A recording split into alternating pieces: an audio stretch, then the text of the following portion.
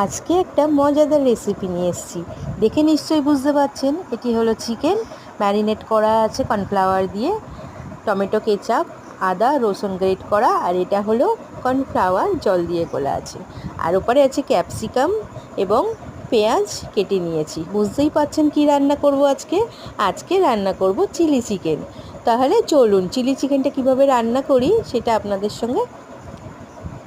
প্রথমত চিকেনটাকে ভালোভাবে, যেটা ম্যারিনেট করে রেখেছিলাম সেটাকে ভালো করে ভেজে নেব।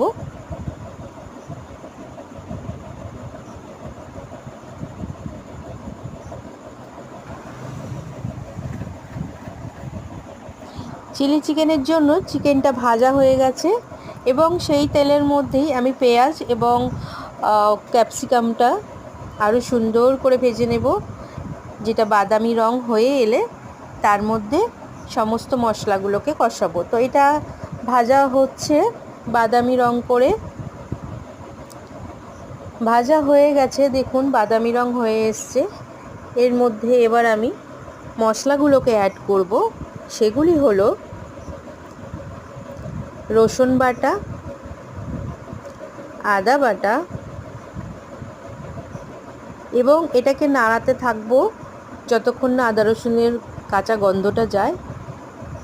কষানো হয়ে গেছে, এবার নুন, গুঁড়ো হলুদ, গুঁড়ো ঝাল এবং জিরে গুঁড়ো ও ধনে গুঁড়ো দিয়ে কষাতে থাকবো মশলাটাকে। মশলাটা কষে এলে টমেটো কেচাপটা দিয়ে দেব। টমেটো কেচাপ দেওয়া হয়ে গেলে সবজিটাকে একটু কষিয়ে নিয়ে তারপর এর মধ্যে জল দিয়ে দেব। জল দিয়ে চিকেনটাকে দিয়ে দেব।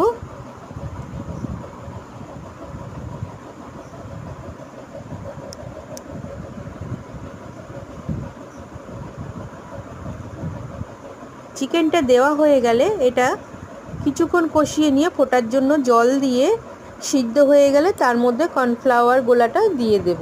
দিয়ে দিলে এই যে ঘন হয়ে এলেই আমার রান্না রেডি।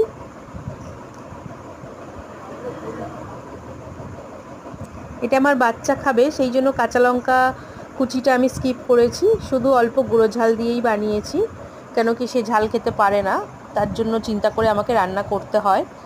এখানে আমার চিলি চিকেন রেডি।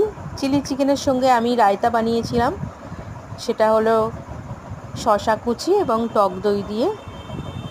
চিলি চিকেনের সঙ্গে অথবা মাংসের সঙ্গে রায়তাটা খুব চলে, ভীষণই ভালো লাগে। রায়তা রেডি, ভাতের সঙ্গে চিলি চিকেন